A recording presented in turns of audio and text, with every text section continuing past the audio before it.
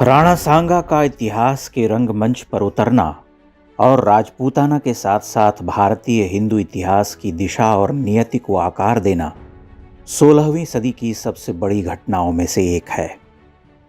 राणा सांगा ही अंतिम हिंदू शासक थे जिनके सेनापतित्व में राजपूतों का संपूर्ण पराक्रम बर्बर आक्रांताओं को उन्मूलित करने के लिए उमड़ पड़ता है। उनके बाद भी युद्ध हुए और पराक्रमी नरेश आए, हिंदुओं का अविराम प्रतिरोध जारी रहा, लेकिन वैसा कोई शूरवीर उत्तर भारत में नहीं पैदा हुआ जिसके नेतृत्व में समस्त राजपूताना की शौर्य वाहिनी एक साथ एकत्रित हुई हो। राणा सांगा उनका लोकप्रिय नाम था। वास्तविक नाम राणा संग्राम सिंह प्रथम था। उनका जन्म 12 अप्रैल 1482 को चित्तौड़ में हुआ था। 1508 ईस्वी में उनका राज तिलक हुआ। 1528 में वीर गति को प्राप्त करने तक पूरे 20 वर्ष तक राणा सांगा लगातार लड़ते रहे। एक भी युद्ध में उनकी पराजय नहीं हुई। किंतु वामपंथी मुख्य धारा के इतिहासकारों ने उनका जितना उथला मूल्यांकन और व्यक्तित्व निरूपण किया है, उससे दुख होता है। क्षोभ और क्रोध के भाव तो उपजते ही हैं। एक ऐसा सूरमा जिसने अपने समय की 3 सर्वोच्च मुस्लिम शक्तियों दिल्ली के लोदियों, मालवा के खिलजियों और गुजरात के शासकों से अनवरत युद्ध करते हुए उन्हें 18 बार हराया, जिसके राज्य की उत्तरी सीमा आगरे की पीला खाल नदी से लगकर दक्षिण पश्चिम और पूर्व में मालवा गुजरात तक फैली थी, जिसने अपनी शक्ति और श्रेष्ठता के बल पर यह उद्घोष किया था कि उस कालखंड के भारतवर्ष में चक्रवर्ती सम्राट का मुकुट गौरव उनके मस्तक पर ही सुशोभित होगा। इस नवाखिल भारतीय हिंदू साम्राज्य की शक्ति का केंद्र अब इंद्रप्रस्थ न होकर चित्तौड़ होगा। किंतु दुर्भाग्य, राणा सांगा ने मालवा के खिलजी शासक महमूद खिलजी को न केवल युद्ध क्षेत्र में मर्दित किया, अपितु उसे 4 माह तक चित्तौड़ में कैद करके भी रखा। इब्राहिम लोदी को बकरोल और घटौली के युद्ध में उन्होंने ध्वस्त कर दिया था।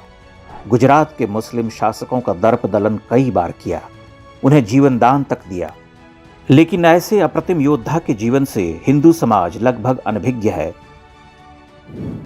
मक्कार वामपंथी इतिहासकारों की तुलना में महाराणा सांगा और हिंदू जाति के स्वप्न को बाधित कर देने वाला उनका परम शत्रु बाबर लाख गुना ईमानदारी दर्शाते हुए उनके व्यक्तित्व का निरूपण अपनी आत्मकथा तुजुके बाबरी में करता है। बाबर अपने सर्वश्रेष्ठ प्रतिद्वंदी के लिए कहता है, सांगा अपनी वीरता और तलवार के बल से बहुत बड़ा हो गया था।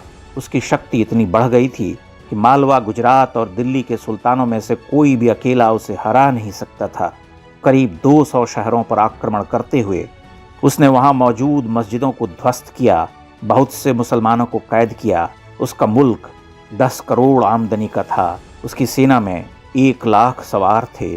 उसके साथ 7 राजा, 9 रावत और 104 छोटे बड़े सरदार रहा करते थे। कर्नल जेम्स टॉड लिखता है कि अगर महाराणा सांगा के बाद उनके तीनों उत्तराधिकारी शासक रत्न सिंह द्वितीय, विक्रमजीत सिंह और उदय सिंह भी सांगा की तरह योग्य रहे होते तो मुगलों का शासन यानी इस्लामिक साम्राज्यवाद की पैठ भारतवर्ष में हो ही नहीं पाती।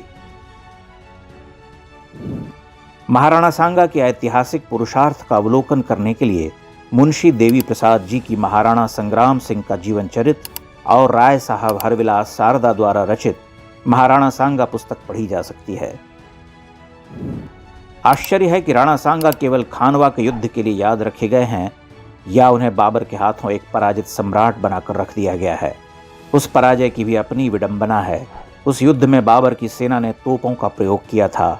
इतिहास में इस बात पर सहमति है कि खानवा के युद्ध में बाबर के पास तोपें न होती तो उसकी सेना के लिए राणा सांगा का सामना करना असंभव था।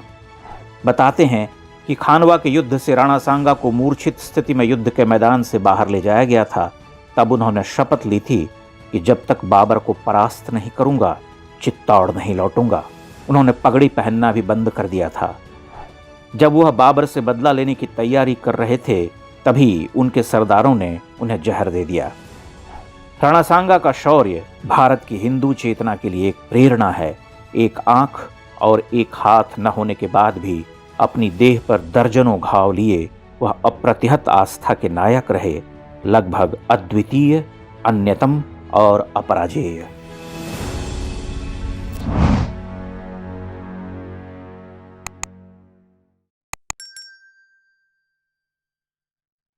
इंडेक्स ऑनलाइन के वीडियो समाज को समर्पित हैं।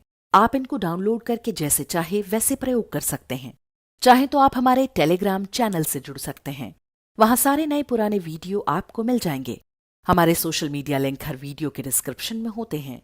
हमारा एकमात्र उद्देश्य हिंदू समाज को जागृत और एकजुट करना है। इसमें सहभागी बने। धन्यवाद।